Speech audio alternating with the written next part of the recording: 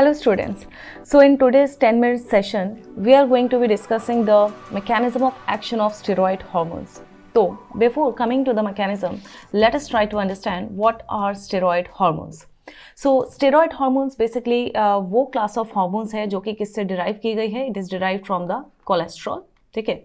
And these basically act as vital chemical messengers. सभी हमारे जो हॉर्मोन्स होते हैं वो केमिकल मैसेंजर्स होते हैं. और क्या काम होता है हॉर्मोन्स का, ये हमारी बॉडी में फिजियोलॉजिकल चेंजेस लाते हैं including the growth and development. अब देखो, स्टेरॉयड हॉर्मोन्स के हमारे पास दो कैटेगरीज हैं. One is the sex hormones and the other one is corticoids. तो सेक्स हार्मोन्स की कैटेगरी में हमारे कौन कौन से हार्मोन्स आ गए? एस्ट्रोजन, प्रोजेस्टेरॉन और टेस्टोस्टेरोन. अब ये जो एस्ट्रोजन और प्रोजेस्टेरॉन है ये मेनली किसके अंदर फिजियोलॉजिकल चेंजेस लाते हैं? फीमेल्स के अंदर. ठीक है. क्यों इन्हें सेक्स हार्मोन्स कहा? Because they are responsible for bringing about sexual changes. जैसे कि एस्ट्रोजन और प्रोजेस्टेरॉन जो होते हैं, एस्ट्रोजन हार्मोन की अगर हम बात करें तो फीमेल्स के अंदर जो सेकेंडरी सेक्सुअल कैरेक्टर्स आते हैं प्यूबर्टी के समय पे, उसके लिए कौन रिस्पॉन्सिबल होता है? हमारा एस्ट्रोजन हार्मोन. और दोनों ही एस्ट्रोजन और प्रोजेस्टेरॉन फीमेल्स के अंदर प्रेगनेंसी की मेंटेनेंस के लिए क्या होते हैं? इंपॉर्टेंट हार्मोन्स होते हैं. दूसरी तरफ हम बात करते हैं यहाँ पे टेस्टोस्टेरोन हार्मोन्स की.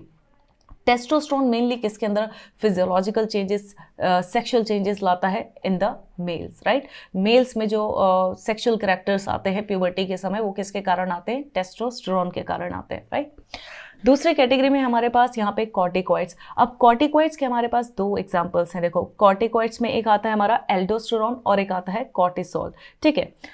एल्डोस्टेरॉन का फंक्शन आप एक्सक्रीशन वाले चैप्टर में भी पढ़ते हैं. एल्डोस्टेरॉन का काम क्या होता है? कमेंट सेक्शन में बताइएगा मेरे को. ठीक है. तो एल्डोस्टेरॉन जो है बेसिकली क्या करता है, ये हमारे जो नेफ्रॉन के रेनल टिब्यूल वाला पार्ट होता है वहाँ से ये सोडियम का रीएब्जॉर्प्शन कराता है. अब सोडियम का रीएब्जॉर्प्शन क्यों ज़रूरी होता है? It is basically necessary to maintain the that is water level in the blood. Right. Water retention कराने वाला जो होता है आयन होता है सोडियम. तो जब भी वाटर स्ट्रेस में होती है हमारी बॉडी तो एल्डोस्टेरॉन का रिलीज होता है और इसके कारण क्या होगा? सोडियम रीएब्जॉर्प्शन होगा और वाटर जो है उसका बैलेंस हमारे ब्लड में मेंटेन रहेगा. सो इस हार्मोन को हम क्या बोलते हैं? मिनरेलोकॉर्टिकॉइड. कौन सी कैटेगरी में आता है हमारा? मिनरेलोकॉर्टिकॉइड. और दूसरी तरफ है हमारा कॉर्टिसोल. कॉर्टिसोल जो होता है ये कौन सी कैटेगरी में आता है? ग्लूकोकॉर्टिकॉइड. ठीक है. नाम से ही पता चल रहा है. Gluco means it is associated with maintaining the that is और regulating the levels of glucose in our blood. अब हम इन स्टेरॉयड हार्मोन्स के एक्शन की बात करेंगे कि सेल के लेवल पे ये जो भी बदलाव लाते हैं किस तरीके से ये चेंजेस लाते हैं सेल के अंदर. ठीक है. अब यहाँ पे देखें, मैंने यहाँ पे दो तरीके के हार्मोन्स बनाए हैं. ठीक है. एक है हमारा लिपिड सॉल्युबल हार्मोन और दूसरी तरफ है हमारा वाटर सॉल्युबल हार्मोन. ठीक है. अब हार्मोन क्या है? केमिकल मैसेंजर है. मैंने यहाँ पे स्पेशली लिखा है मैसेंजर. क्यों? क्योंकि आपको यहाँ पे एक बहुत ही इंपॉर्टेंट कंसेप्ट एक्सप्लेन करना है मुझे.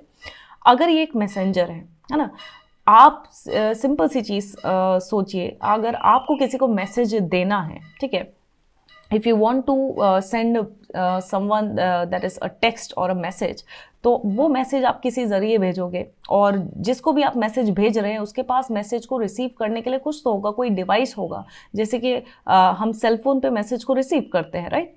तो बेसिकली सेल के पास भी क्या होता है? किसी भी मैसेज को रिसीव करने के लिए रिसेप्टर प्रेजेंट होते हैं, है ना. अब ये रिसेप्टर कहाँ होते हैं? तो ये डिपेंड करता है कि भाई हमारा हार्मोन किस टाइप का है. अगर हमारा हार्मोन लिपिड सॉल्युबल है तो वो हमारे सेल के अंदर ईजिली एंट्री ले सकता है. ठीक है. वो हमारे सेल के अंदर ईजिली एंट्री ले सकता है. ठीक है. तो it is happy. Why? Because it can easily enter inside the cell. और अगर ये वाटर सॉल्युबल है, ठीक है, तो वाटर सॉल्युबल है तो ये इजीली सेल के अंदर एंट्री नहीं ले सकता. क्या कारण है इसका? लॉजिकली समझते हैं. अब सेल की जो बाहर वाली लेयर होती है that is called cell membrane, है ना.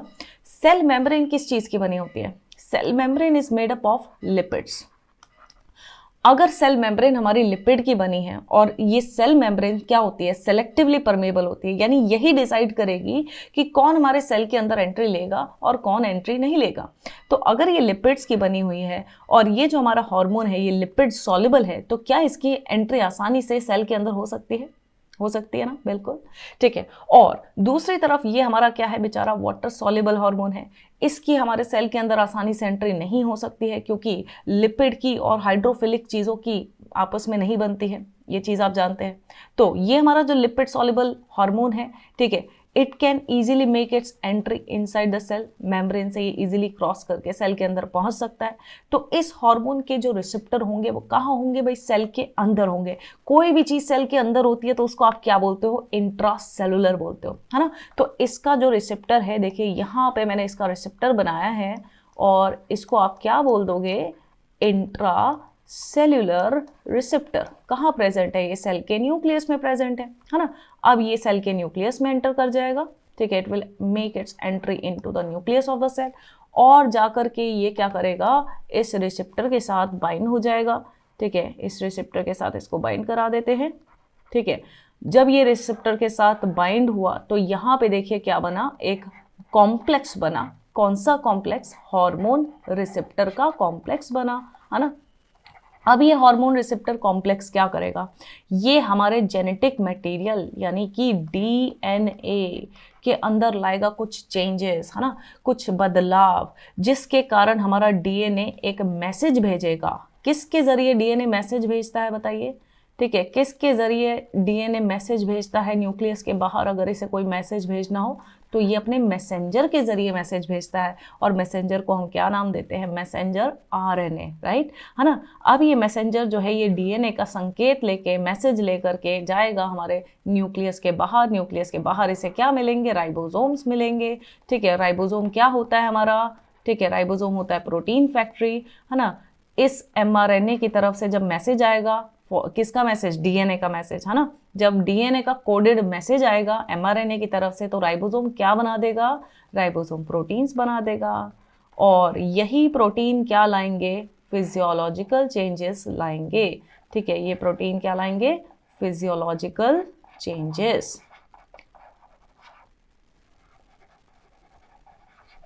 तो बेसिकली हार्मोन ने चेंजेस लाने के लिए प्रोटीन की जो इंस्ट्रक्शन है वो जनरेट करवाई है हमारे जेनेटिक मटेरियल के अंदर, ठीक है। कैसे, रिसेप्टर के साथ बाइंड होके, ठीक है। सो आई होप आपको यहाँ पे लिपिड सॉल्युबल हार्मोन्स के एक्शन के बारे में समझ में आया होगा कि सेल के लेवल पे आखिर ये जो भी बदलाव लाते हैं वो कैसे आता है, ठीक है। और नेक्स्ट सेशन में हम डिस्कस करेंगे कि भाई जो हमारे वाटर सॉल्युबल हार्मोन्स होते हैं अगर उन्हें सेल के लेवल पे कोई भी चेंज लाना है तो हाउ इज़ इट, ठीक है, मतलब सेलुलर लेवल पे ये किस तरीके से ये चीज़ें होती है। सो आई होप आपको आज का सेशन इंटरेस्टिंग लगा होगा और अगर आपको मेरे सेशंस के नोट्स चाहिए तो please let me know and thank you for watching. Please like and subscribe and share my channel.